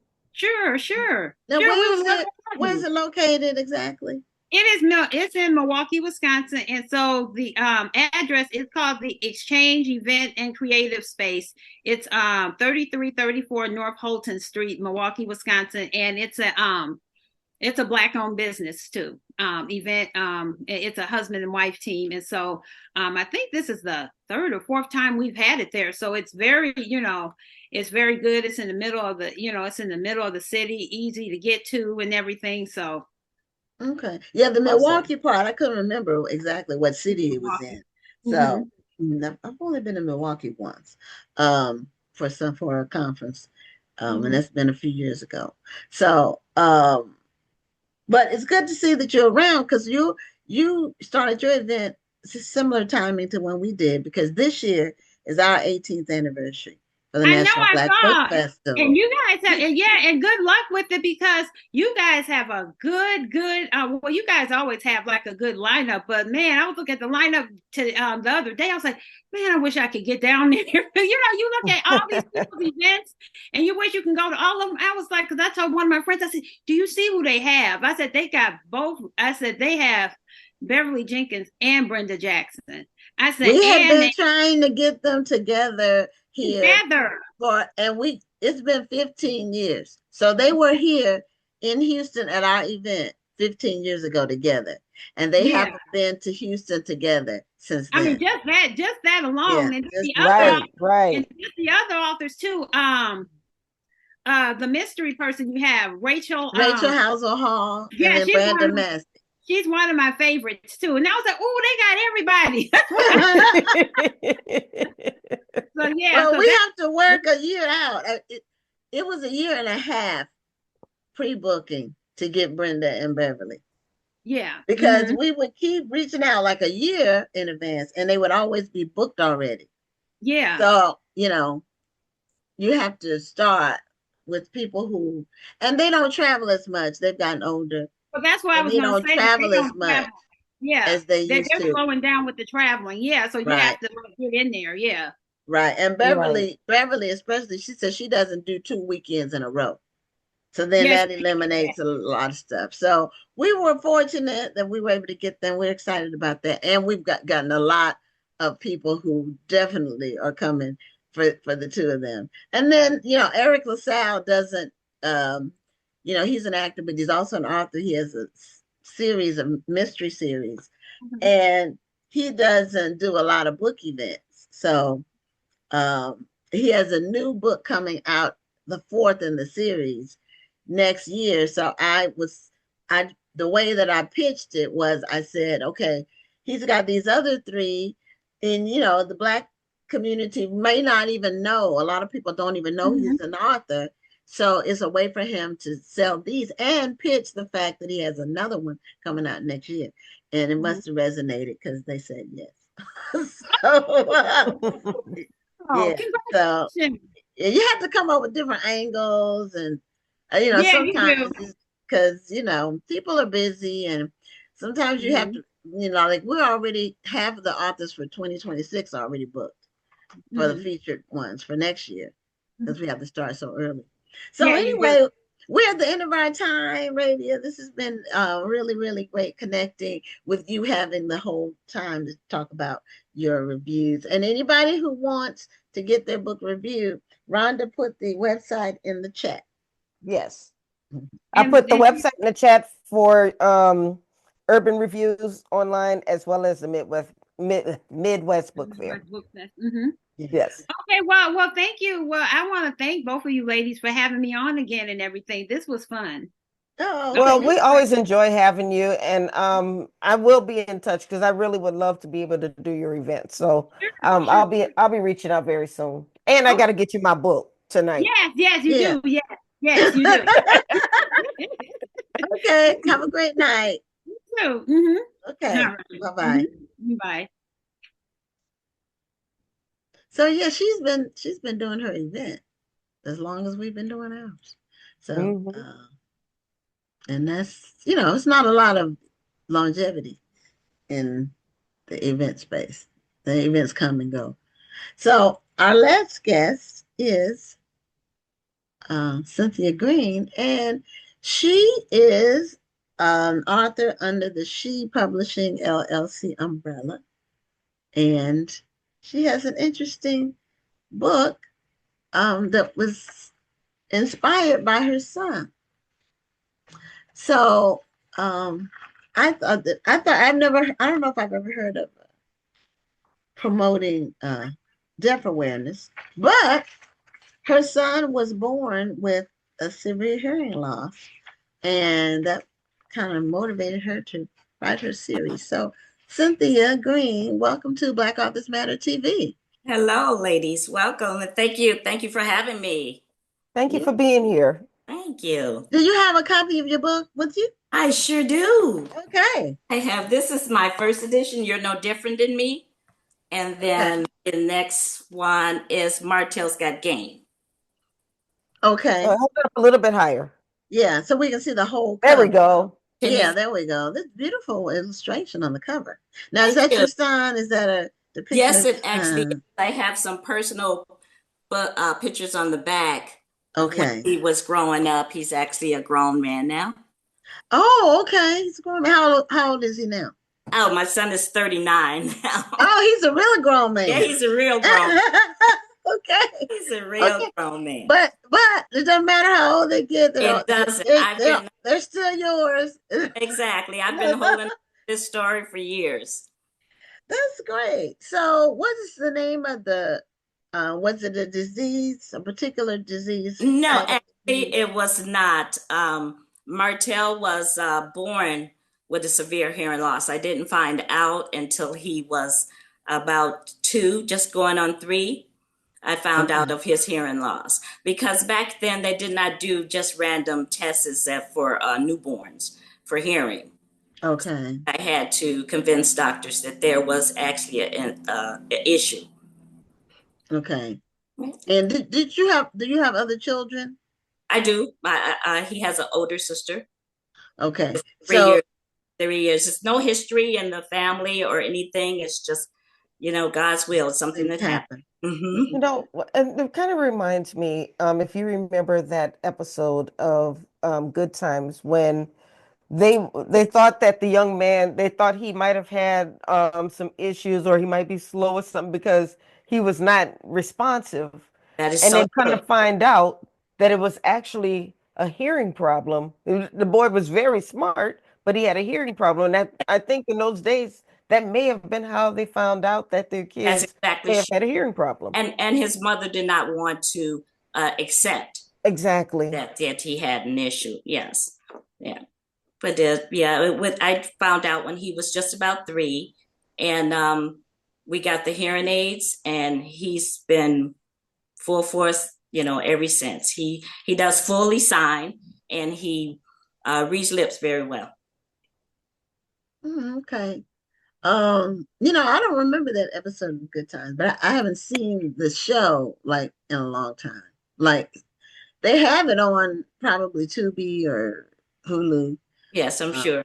No, yeah, I've seen what I have seen. Well, this is different actors, but Amen, which was an offshoot. Well, the actor Sherman Hemsley was on The Jeffersons. That's true. But I haven't seen Good Times. But it was very popular. Back in the day when it was on. Exactly. Mm-hmm. Exactly. So what when you found out that he had a hearing problem, the reason I asked about you having other children was if you have multiple children, you see the developmental aspects of what they do when. And so you have something to compare it to. That they're not. Yeah, my daughter is 3 years older. I had a niece. I do have a niece that's 2 months older than him. So at the time, she was talking and she was, progressing in her speech, but he was not. And so I kind of felt that there was something wrong. He was crazy about his sister. He wasn't saying her name. He wasn't saying the mom and dad. And I experienced that. And with my daughter, with her speaking at the proper ages, so I questioned about it and found out after going to 3 different doctors that this child might have a hearing issue. And that's exactly what we found out, so that's why I put, in the book, I actually wrote the book when Martell probably was around 10. I just had a dream, and it's actually a fear of mine the book is not really based on truth. Some of it is true, but most of it is the fear of a mother. And I feared that when he was like 8 or 10, he was midstream into the regular public school, and he was the only deaf child there. So he had an interpreter with him all the time. So in the book I created that he had issues with communicating with the kids or making friends, which was all just my fear that was going to happen to my child. And so once he got to school, it was always this saying that I would say to Martell, your hearing aids help you hear, like my glasses helps me see, which make you no different than me. And so that's why I titled my first book, You're No Different Than Me, because it was a phrase that I would tell him when he was a child for him to get out of being fearful. And I would send him to the corner store to purchase something and say, if they don't understand you, then just say it another way, because this is a hearing world. So I wanted him to be able to adapt in, the deaf community, and also in the hearing society that we have, going. So at this point, when my grandson was born, he's 6 now, I decided that I really need to do something with this book. And I decided to turn it into a series. It's called Martell's World. And so I'm going to continue to add on stories of a child overcoming their fear of feeling different and showing children that there's more similarities than there are differences. Yeah. And most children have only seen their grandparents with hearing aids. They've never seen anyone with, their age. Mhm. Right. That makes So sense. so they stare, or, so just trying to get it out there and bring more conversations in the homes that it's a common thing. It's more deaf people out there than you would realize. There's a TV show. I think it's on Netflix. I don't watch it. I watched a couple episodes with my daughter because she's into it, but it's about these sisters. Yes. Where one is deaf and one is hearing. Are you familiar with the show? Yes. Okay. And I thought that show did a really good job of normalizing having a hearing disability. Because just the way that they were able to communicate and still be a part of regular teenage stuff, Yeah, so to speak. that's actually true. And there is really no difference. It's just like an aid to help you see, Right. and it's a lot of people might think that, they're slow or something. There's nothing wrong. It's just something, a aid, to help them hear if they're wearing hearing aids or even if they don't, and Mhm. the movie world, the TV is putting more deaf actors and actresses out there, to show, society that there's a big community out there, and they actually have really gravitated to the books. Yes. Yeah, because a lot of them have not seen themselves as a child in this type of format. I could see that. There's a movie on Tubi. Tubi has become like my favorite place to go for nighttime. And I'm yet to watch Tubi. Exactly. I love Tubi. It has so many different kinds of movies that are really good, but they're not commercial. They're not the ones that they heavily promote, but they're great storylines. So my daughter made me aware of one called Hush, and it's a deaf young lady who's in a house, and then there's like a serial killer trying to get her, and how she responds to things that he does to fight him off. So and she wins in the end. So that's kind of like a spoiler, but you know she was gonna win in the end anyway because she was the star of the movie. So that was an interesting storyline. Does your son speak like a hearing person, or does he? No. Well, you can. He does. Is different. Yeah, he does have an impairment in his voice, and you will be able to tell that when speaking to him. But and that's not the case with all people right. hearing issues. So with his case, it is, you would be able to, tell that. And my son went off to New York to get his bachelor degree. Everything was just as normal as your child, So it's something that, and I'm learning more by putting these books out about the deaf community more. They invite me to a lot of things that I've been invited to. Actually, a deaf church reached out to me, and I'll be doing something next month for them. So it's very interesting. I'm learning, and I'm freshening up on my sign language, and Nice. so it's been very rewarding. Now, you mentioned something called Deaf Nation. Yes, Deaf Nation What is that? Deaf Nation is a very popular expo. It's a big organization that have big expos, and they have one here every year in November. But they just recently this year, every other year, they have a big celebration in Las Vegas. It's like a 3-day stretch of all type of entertainment, deaf entertainment. They had thousands of people come from all over the world, and it's just like a celebration, pool party. It was just amazing. It was amazing. You never know some things that are happening if you're not plugged into that particular vein or thing. Yeah, that's true. Right.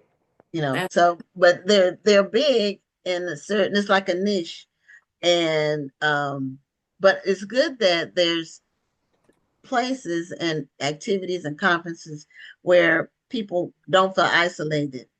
And they get to meet other people. And they probably have some things with the latest technology and things like that. Exactly. Yeah, just one expo, they bring out different deaf items or T-shirts and candles, anything you could think of, they have there that they're selling. And then actually, like you said, the things like, that we take for granted, hearing a doorbell ring, they have devices for that lights will flash when you push a doorbell from the outside. Okay. My son, when he was going to school, there's a alarm that's vibrate the mattress, to wake him up. So things that we take for granted, there are definitely different devices out there for the deaf. Now, when did your book, the first installment, come out? The first edition came out in April in 2023. And my second edition came out this year in February of this year, working on the third to be out at the beginning of the year. Oh, okay. So what adventures or what happens with Martell in the first book? In the first book, it describes what I was saying. It's like a base ground of him being midstream into a regular public school, and he has an interpreter with him, and he goes to school, and the kids stare at him because they have never seen anything like that. They haven't seen hearing aids in someone their age, and they've never seen an interpreter, sign language. They've never seen that. So he is fearful for going back because he said the kids just stared at him. No one talked to him. So it shows how he thinks of a clever way to make a friend. And his mother tells him that phrase that you're no different than them. And he makes this friend named Kyle in this movie. And then my second edition, Martell's Got Game, well, him and Kyle are best friends now. And so they play basketball all the time. And so Kyle finds out that there's basketball tryouts, and he wants Martell to try out for the basketball team with him. But Martell is fearful because he doesn't want to be the weakest link. He doesn't want to, he's thinking that the kids won't pass him the ball, and he won't hear the whistle or things like that. So Kyle tells him, you're the best player I know. Martell, you got game. And so that attaches to the title of the book, Martell's Got Game.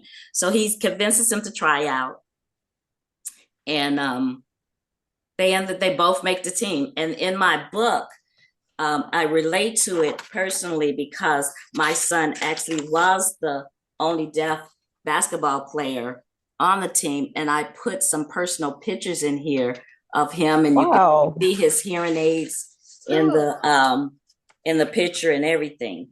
So it's real personal by doing, things like that. So that's what those two are about. Oh, okay. That's Do you have any? awesome. It is. Do you have any resources in the book, like for people who are hearing impaired? Have you thought about doing that? Or maybe you could do it in book 3. I don't know if it's necessarily needed, but it just came to my mind and thought about people Well, might. my third book is going to have some sign language, teaching of sign language in the book, but I am associated with Chicago's Hearing Society. We've been working together. And so I've been doing some things with a lot of organizations, and not just the deaf, because I feel that the book also is catered around any child that feels that they're different in any kind of way, and to let them know that to look for similarities in the kids instead of their differences. And I want families to come together and read this to their children to open up conversations about the deaf, so they will know once if they saw it on the streets, or if someone came to their class with hearing aids, they would know what they were. Okay. What's the target age group? My age group is like 5, I would say 5 to 10. It depends on the reading skills. And of course, it's always available to read for children that can't read themselves. Right. I think this is so important, though, because I think we often put the onus on the kid who has the hearing problem, or whatever it is that makes them different, to be open, show them that you're friendly, but we don't really always teach the other kids how to accept somebody who may be a little different from them. Exactly. Because when my son was midstream, there was one little boy that was in, and his actually name is Kyle. I used his name in the book. His first friend that he had met when he was midstreamed into a quote regular school. And because Kyle had a family member that was deaf, they matched them. They put him, he knew a little sign language. So for the first 2 years, Martell was always with Kyle, always in his classroom. So the third year, I went to the school and said, split him up. I didn't want him to rely on Kyle for everything, and he's still friends with him now on their Facebook, always keeps friends together. Well, that's great. When I was I can't remember what grade it was. I want to say 5th grade. But we learned the sign language. Now, I can't do it now, but we learned the sign language so we could talk to each other when the teacher wouldn't know we were talking to each other. Yeah, that's from across the room. Fun thing. I used to know the letters. I forgot F. Yeah, this is O, and that's easy to know. This is L. Right. L is like an L. And I can't E. This is E. Is this E? This is E. E, That's E. I haven't thought about it in a long time. Yeah. But we used to do that. And our teacher, she didn't catch us. And if she knew we were doing it, she never said anything. Yeah, so, I actually start a sign language class on November 1st. I'm going to freshen up, because going to the Deaf Nation in Vegas, it just made me want to be able to communicate more, even though I was doing the little that I knew, and the people were telling me, you're doing great. They still were saying, next year when I see you, I want you to be able to sign a little better. And my son and his girlfriend was there, and they was pulling me through with everything. Now, when your son was growing up, how did you communicate with him? By voice. Yeah, we spoke when he was young and he was learning sign. That was one of my regrets. I wish I would have followed along with him as he was really learning it. But I did attend a couple of sign language classes, me and my daughter. But my son had told me something that kind of swayed me away from it. And I wish I wouldn't have. But I was thinking that he wanted to keep the sign language just for him and his friends, not thinking that when he grow up that would be his world, because all of his friends are hard of hearing or deaf. And so he told me, why are you taking sign language class when we speak at home? And so I stopped doing it. I would just do what we knew at home, and we would do in quiet places, doctor's office, libraries, and things like that. We would talk to each other, and as he got older, then I started saying that when his friends would come around, that I was lacking in the communication with them, Yeah. Yeah. And now he has this beautiful girlfriend that does not use her voice at all. And I would like to communicate more with her. So I'm really pushing it to learn more, get better Is at she it. hearing impaired as well? Yes. Yes, she is. Yes. She is completely deaf because she doesn't use her voice at all, and she wears no hearing aids. My son wears 2 hearing aids. Oh, okay. Layers. It's interesting that what parents do to raise their children. Yeah. Yeah, you adjust. Yes. Yes. Mm-hmm. We'll do Definitely. just about anything. Legal or illegal sometimes. Right. Your children, you just go above and beyond. That's true. That's true. For them. So are you able to go to schools and where you going to tell people about your work? I do read at schools. I just actually read at an two artistic clinics, and one in Plainfield and Yorkville and Plainfield. I went there and read for them, for the kids there. And I also go to schools and read, and anyone that would have me actually to read. I have a couple of things that's coming up in October 25th. I'm going to be in Fox Valley Mall, and it's at a Meet the Author book fair. So I'll be there in the mall reading to the kids. I just was at Hyde Park children's book fair, and I read there. And Deaf Nation is coming again in November. They'll be there. And then I have the You're a church. busy lady. Yeah, the church already is set up in November also. So yeah, so I trying to hustle and get it out there. Yeah, I would say you are a busy lady. You have a lot going on. Thank you. I appreciate it. I love that. Yeah, well, your concept is so interesting and so different. We've had a lot of children's authors, but never anyone that had a deaf child that they wrote about. So this is a totally different subject and really, really needed and interesting that children who are hearing impaired, they're developmentally, they're no different. Yes, exactly. There is definitely no difference. I mean, everything that you can do, they can do, they just can't hear. And it's the same as if a blind person, they can do everything, they just can't see, but when he was first put into a school, when he was 3, his birthday is in May. So he was put in school when he was 3 in May, and that means only a month and a half to 2 months left for the school year. And I was living in the city of Chicago, and they put him in a school that was, a dark room, and wow.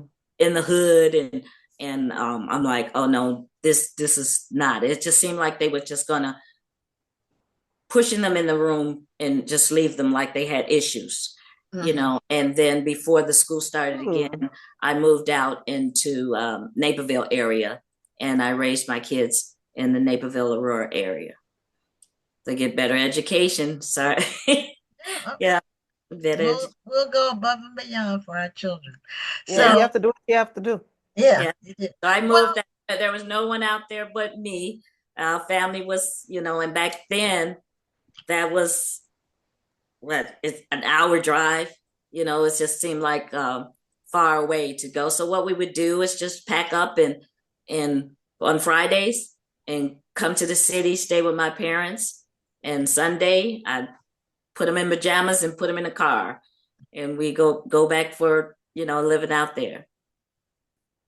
Okay, well, we're at the end of our time, Cynthia, but thank you so much for being a guest on Black Authors Matter TV, and congratulations on your Martell's World Series. Thank you. I want to tell people where to Please find do. me. Yes, you can find me on Instagram, Martell's World, and Facebook, Martell's World Books. My website is martellsworld.com, and just give me a call. And my books are sold wherever books you can find, wherever books are sold, in Amazon, Barnes and Nobles, anywhere you can find books, you can find me. Okay. Well, thank you. And Rhonda probably put it in the chat. She normally does. I'm putting it in the chat right now. Okay. Okay. I appreciate it. Thank you so much. Have a great night. Thank you so much for having me. You're welcome. Thank you for being here. You have a great night, and God bless everything you're doing. Thank you so much. Okay, well, we're at the end of our time and the end of the show, but we appreciate you tuning in, and we'll be back next Tuesday for another episode of Black Authors Matter TV. I did want to say, because of the book festival, we will not have a show on October 28th, but we will be here next week and the next week, which is October 21st. So we will see you then. Thank you for tuning in, and I'm Gwen Richardson signing off. And I'm Dr. Rhonda Lawson. Have a wonderful evening and a great week. Thank you for tuning in, and join us next Tuesday at 7 p.m. Central, 8 p.m. Eastern for another edition of Black Authors Matter TV.